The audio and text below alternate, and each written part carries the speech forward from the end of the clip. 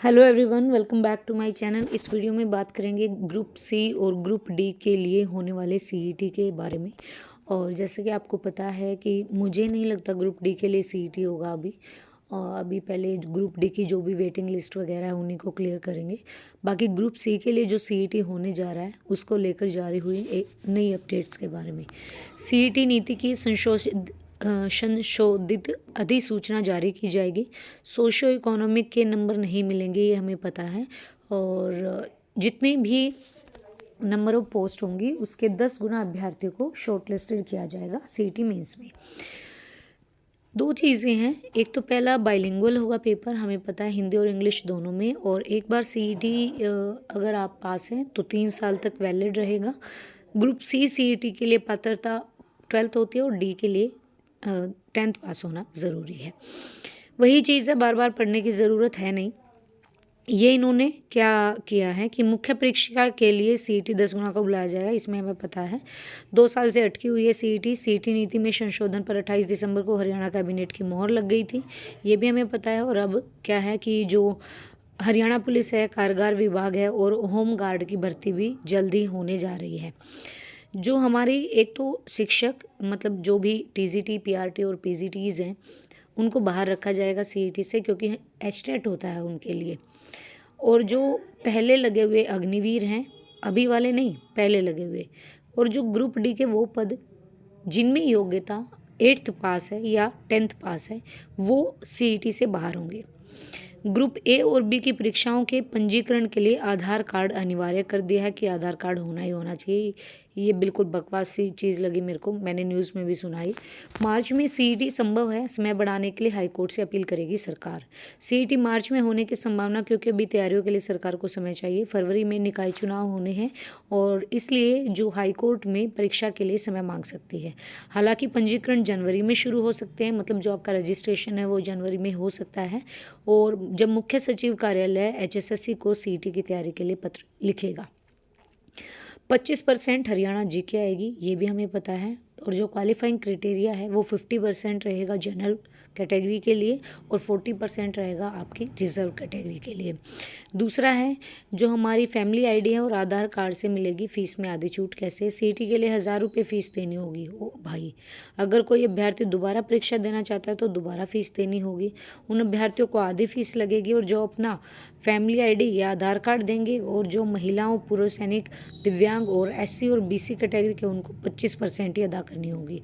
मतलब अब देख लो यहाँ पर कि क्या है कि अगर किसी ने पहली बार दे रहा है तो 1000 रुपये लगेंगे, दूसरी बार दे रहा है तो आधी फीस है तो 500 रुपये लगेंगे।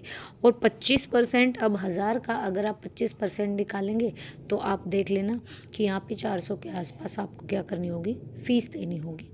तो ये रहेगा आपका फीस का क्राइटेरिया। इसके अलावा जो भी अपडेट है वो देखिए।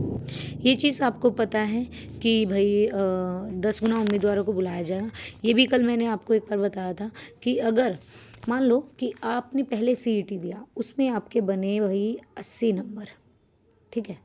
आपने जो पहला सीईटी हुआ है हमारा 2022 का, 2021-22 में, तो उसमें आपके 80 मार्क्स बने। लेकिन अभी सीईटी दिया उसमें आपके बन गए 76। तो हाईएस्ट जो स्कोर होगा ना उसी से आपको क्या किया जाएगा, माना जाएगा। अगर मैंने पहले पेपर दिया और मेरे नंबर बने 74 और मैंने अब फिर से पेपर दिया, मेरे नंबर बन गए 82, तो इसको माना जाएगा। कहने का मतलब ये है कि जो हाईएस्ट स्कोर रहेगा ना उस सीईटी को माना जाएगा। ये जो है देखो, सीईटी अधिसूचित करने का यह बताया आधार। सीईटी के लिए पंजीकरण, ग्रुप सी पदों के लिए सीईटी परीक्षा और अंक, ग्रुप डी पदों के लिए सीईटी परीक्षा और अंक। दूसरी चीज़ है यहाँ पर सीईटी 5 मई 2022 के स्थान पर अब यह होगी नई सीईटी पॉलिसी, हमने पढ़ लिया था। सीईटी में उपस्थित होने के लिए योग्यता कि भाई 10th ग्रुप डी के लिए और 12th आपकी किसके लिए, ग्रुप सी के लिए। ग्रुप डी पदों के लिए सीईटी परीक्षा और अंक। ग्रुप सी पदों की भर्ती प्रक्रिया कैसी होगी, उसके लिए सीईटी के लिए फीस कितनी लगेगी, ये अगर आप कहोगे तो मैं आपकी अलग से वीडियो बना बना दूंगी। अदरवाइज़ क्या है कि ये बार बार पढ़ने की ज़रूरत नहीं है, इसमें भी यही लिखा है। अगर आप क्या है देखो, हरियाणा निवासियों में अनारक्षित मतलब जो अनरिजर्व पुरुष है उनको, एक्स सर्विसमैन के पुरुष बच्चों को परिवार पहचान पत्र या आधार कार्ड पर 500, क्योंकि आधी फीस लगेगी पता है हमें। और परिवार का आधार न उपलब्ध होने पर 1000 रुपये है। कोई नया होगा या फिर पहली बार दे रहा है तो उसको 1000 देने होंगे। अनारक्षित और आरक्षित कैटेगरी उम्मीदवारों को परिवार या आधार संख्या बताने पर 250 रुपये। कि मतलब भाई मुझे पता है कि भाई क्या है, हाँ इसका 25% कह रहे हैं। तो यहाँ पर क्या है कि जो रिजर्व्ड है या अनरिजर्व कैटेगरी की भी फीमेल है, आपने फैमिली आईडी या फिर अपना आधार कार्ड नंबर लगाया तो 250 रुपये है। आधार संख्या ना बताने पर आपकी आधी फीस है, 500 रुपये लगेंगे। ऐसे कुछ क्राइटेरिया रहने वाला है। तो ऑब्वियसली सभी का आधार कार्ड बना हुआ है और फैमिली आईडी भी है।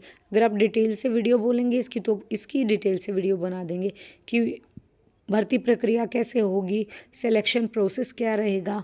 आवेदक के द्वारा सुधार के मामले में सीईटी अंकों की वैधता का उदाहरण भी दिया है कि भाई अगर आप दोबारा से इम्प्रूव करना चाहते हैं अपने मार्क्स तो सीईटी दोबारा दे सकते हैं।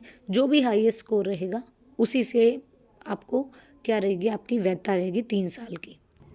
और एक ही चीज़ पी मतलब फैमिली जो पहचान पत्र है उस आधार से फीस में 50% छूट। सीईटी सिलेबस ए और बी 2 भागों में है। पहले भाग में पार्ट ए में आपकी 75% इसमें आपकी जीके है, इसमें आपका जनरल अवेयरनेस है, रीजनिंग, इंग्लिश, हिंदी और क्वांट रहेंगे। और 25 में आपकी हरियाणा जीके रहेगी, 3 साल के लिए मान्य है। सीनियर सेकेंडरी लेवल का रहेगा, ग्रुप डी के लिए सेकेंडरी 10th लेवल का रहेगा। और इसी आधार पर आगामी समय में एचएसएससी ग्रुप सी और डी की भर्तियां करेगा।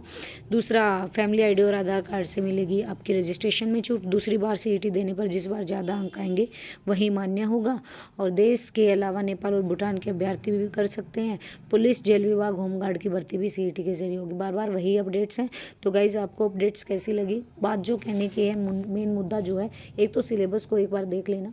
फीस वगैरह वही है भाई, जिसको देना है वो देगा, चाहे फीस ये 1000 रखो, 500 रखो, 250 रखो, कितना भी रखो।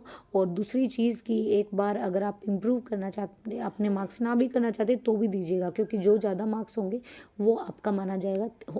हो सकता है अगले आने वाले 2 साल में ये सीईटी ना ले और आपकी पिछले साल की सीईटी की वैधता निकल जाए और भर्तियाँ आए बाद में तो वो सीईटी वेस्ट चला जाएगा। तो उसको बिल्कुल ध्यान में रखिएगा। एंड तीसरी चीज़, मुझे नहीं लगता मार्च में हो पाएगा सीईटी, फिर भी आप मार्च को टारगेट मानकर ही तैयारी कीजिएगा। So thank you so much guys, thank you video देखने के लिए। वीडियो पसंद आए तो please like and share and please subscribe the channel. Thank you.